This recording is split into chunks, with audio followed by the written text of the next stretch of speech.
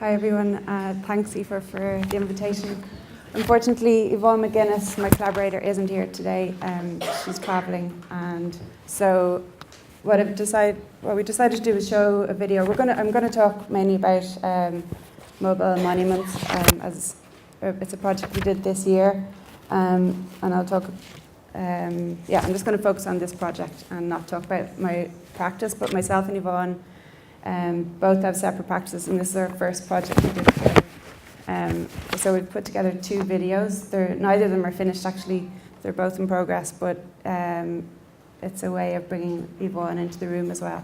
I'm going to play this first and then talk about it.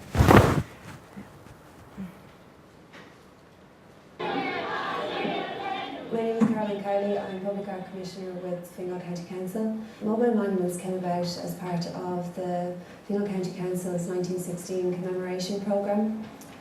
We advertised a very special commission to artists which invited them to respond to Fingal's role in the 1916 Rising. Women were extremely important as well. Also from Fingal, Molly Adrian, Dot Fleming, the Lawless sisters were all tasked with using bicycles and becoming messengers for the activities which ensued in the weeks leading up to Easter. I'm Rhona Byrne. I'm one of the artists commissioned for Fingal County Council's public art programme as part of the 1916 commemorative project. What we have is a series of trike bicycles where we've adapted them then to become kind of mobile sculptures, and we've built these kind of forms on the back of the trikes which will travel across Fingal County and arrive at different destinations where then we'll have these impromptu gatherings and performances. We were thinking a lot about slow methods of communication and how information was transferred and transported by bicycle during 1916. We were very interested in the performance aspect of the 1916 Rising, so we wanted the performances to have that informal nature. And so our performances in Garristown and Rush and Castaheny with the children and the older people are very much loose, informal happenings, influenced by Dadaism in a sense. There was a lot of upheaval in Europe at the time, and so the performances, they are informal gatherings like what they would have been in 1916, where the children are kind of using language around words like responsibility or opinion or voice or human networks. They're getting to know the language around the Rising, not just what happened then, but what they can do now. We've worked with 4 schools across the county. It's been great fun, and the kids are so behind the project and so involved. They are the project.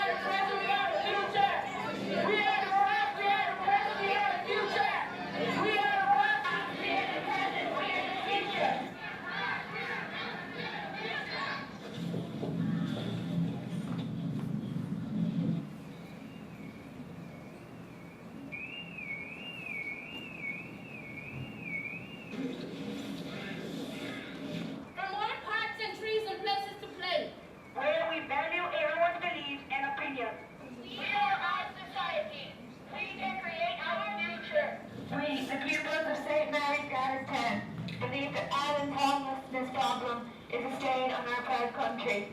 We believe that in the future it is essential that all our citizens have a decent job.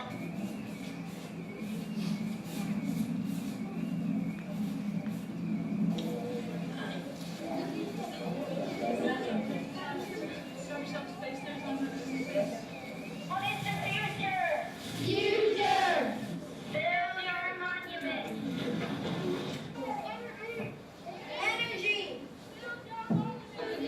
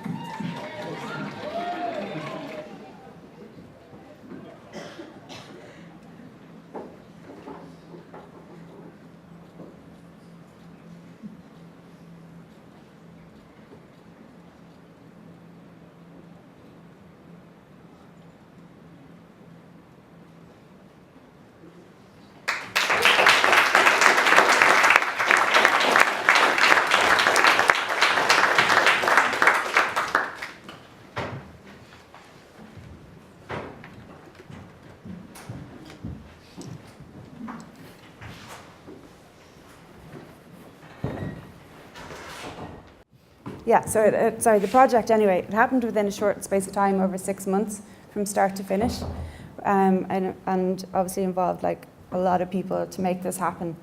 There was myself and Yvonne, and then Caroline Cowley, the curator and also producer of the project from Fingal County Council. And so there was like a framework there and a knowledge base there already, especially around the Centenary project, because there was this committee that kind of was made up of like different community sectors around the Fingal County Council. So we kind of had access to that. And in a way, like we kind of nearly needed to report to them, and we were worried about that maybe that might influence, or they might try to influence the project. But actually it was quite helpful, because it was kind of a shortcut into like accessing so many different community groups, because we wanted to involve as many people as possible. So although our initial idea for the project changed quite a lot, we had set out these kind of intents for the approach of our project, and these were the list that we kind of kept going back to, and it was a helpful way just to kind of keep a focus on what we were trying to do.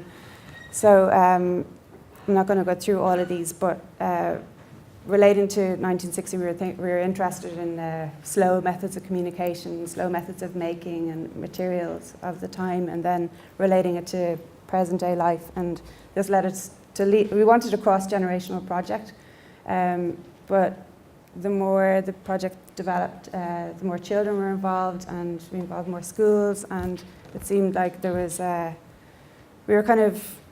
we wanted through time spent in Fingal County, we wanted it to kind of direct the project, and for spending time with these different community groups and within the different I can't think of the word, sorry. Anyway, I'm just going to keep moving on. This is the initial idea of the structures that we had for the bicycles, which were quite the project. The aesthetics of the project changed quite a bit, in that it kind of reversed itself and became more invisible.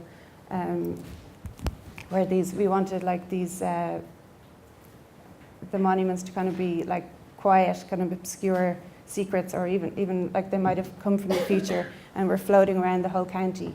And the logistics to make this happen was kind of amazing. The county is actually similar size to South County Dublin, and there's about 360,000 people living there. I think there's close to 300,000 living here. So we wanted to try and involve as many people and places in this whole area, expansive area. So we kind of aim to as well look at these places on the periphery. There's kind of sprawling suburban like housing estates all over Fingal, and then there's like real rural areas as well. So we also chose areas where there was some kind of historical reference to 1916, like Garristown, and then we had our base station, which is Swords, where the Fingal County Council gave us a big warehouse to work in, and We had access to the roads department in Fingal County Council, which is really important because obviously we needed to figure out routes and how these bicycles could get around, and we had engineers doing risk assessments and telling us that we could only go on roads that were a certain pitch and certain weather conditions. And I remember us kind of doing road trips around the route, like making our own maps of potholes, then realizing that actually that's someone else's job. And so it's amazing what information or knowledge is there when you kind of go looking. But and yeah, that would be something I would advise them to take advantage of the council that's here and all the kind of departments and knowledge that's here. So when we kind of wanted to work with lots of groups and people. We worked with some senior citizen groups. It was a completely different pace to working with children, obviously. Because it was over 6 months, we had 3 school holidays, or there was 3 holidays in the middle of Christmas and Easter and whatever the other one was, Halloween, I think, break. And then we kind of had to shape around the timetables of others. And so I think most of the people we worked with were schools, really.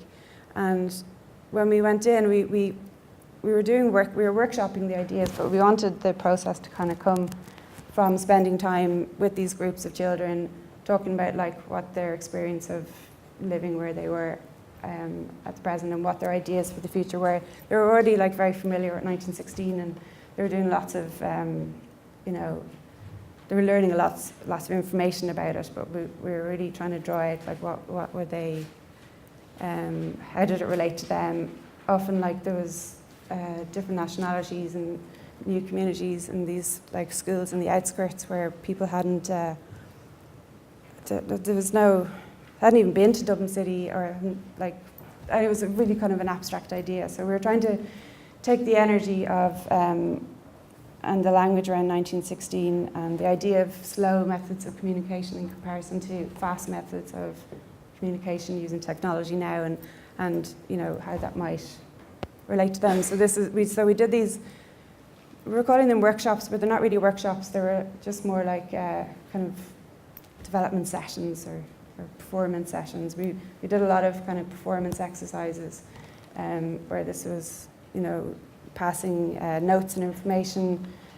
We workshop words. So anything involved in any of the performances we spent time kind of developing. It wasn't just a spectacle. Every prop that was made had some kind of resonance or meaning through these sessions. This was, we looked at human networks. We did these kind of mapping out of exercises on the ground where we imagined passing an object or communication or an object or a message through a whole county, what that might look like and how that might be done, not using technology. And then these became these drawings that they made. So there was a lot of making, or everything in the performance was made by part of the groups. These are photos from the workshops. This one I like, it's choice, that you have it from birth, which I don't think is entirely true, but it's a nice idea. Responsibility, which was key to the whole project. Relating it again to their own environment and how they could be empowered to make change locally. We looked at words like radical, change making, what that might mean. Agitation, which there was a lot about agitation, and in a way, because 1916 was discussed so much in the schools, we could kind of push against the information that they were given and kind of question it. So and there was a lot of making, and through that time there was talking, and all the materials that we used, we were very conscious that anything we made would have a use afterwards, and all of these kind of cushions that they made and sewed that we used as part of the performance will then go back to the schools and become usable in some whatever way they want, really. This is the senior groups who then were really reluctantly got involved. And but they ended up actually doing this amazing banner that then won some prize. Caroline, did it? Yeah, the Memory Makers 1916 art prize, so they entered their own banner that they project. They were delighted. They're delighted, yeah. Yeah, totally different pace. We can't rush. Yeah. So, but like their skills are amazing, like really. And then this was like made from the human networks, and yeah. So we were aiming to kind of do for it to be more cross-generational, but that proves it was difficult, and you definitely need a lot more time and longer process to build relations. But yeah, just I just want to kind of highlight that everything that we did was worked through with anyone that was involved, and that was really important to us. This was like this weaving of past and present, future, and in this amazing site called the Portico in Rush, which kind of had these like pillars that mimicked the GPO, and there was lots of rehearsal times. There was like loads of workshops involved in this project, and three events, and then an add-on event which was like a parade where the monuments became totally invisible. They might as well have been invisible anyway, because we should have been. This was a storyboard of one of the events. So, logistically, it just it was a massive team effort, really. And it's the Portico. And in terms of like where the project, we have these like performance platforms and these sculptures, and they still exist, and they're in storage publicly at the moment in the offices in Blanchardstown, and we're kind of thinking about what to do with them next. All the other objects will, as I said, go back to the schools, and we'll finish the film and then have a screening. So there's kind of a legacy there, but we're still figuring out what to do and how they might, so, I don't know, have a life beyond that framework, that project. So does anyone have questions about the project, or we have questions and answers? Sorry, yeah. Okay, thanks very much.